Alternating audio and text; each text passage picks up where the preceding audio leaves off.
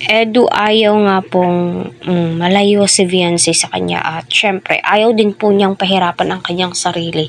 Sa anong paraan? Bakit nasabi ni Edu ito?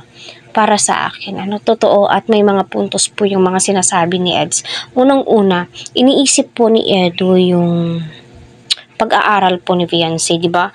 2 oras na nga po yung paglalakad ni Viancy sa current house po nila hanggang doon sa eskwelahan po nila.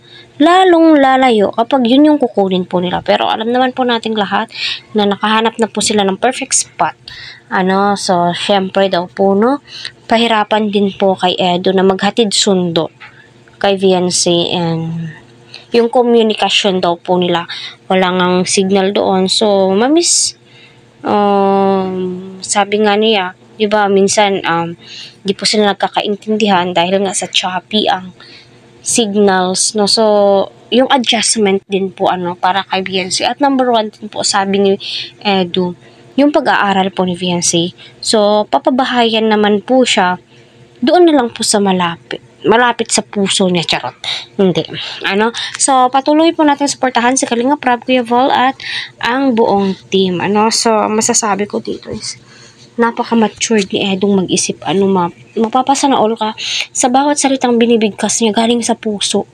Hindi po niya iniisip, basta sa kanya, prioritize niya yung number 1 na pangangailangan ng beneficiary ni Kalinga Prab. Yung pinapakinggan po nila kung ano po yung main o ano po yung pinakagusto ng kanilang mga beneficiary. Hindi yung basta-basta po silang nagdidesisyon kung ano po yung gusto ng kanyang beneficiary. Baka nga po hindi magustuhan at umalis.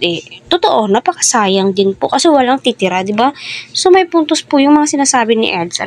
At masasabi mo po talaga na thank you Lord na lang talaga, di ba, Viancy? Yung explanation mo, bro, kung bakit gusto mo sa medyo malapit. Yung explanation mo. Unang mahihirapan ako mahirapan ako pag-atid sundo.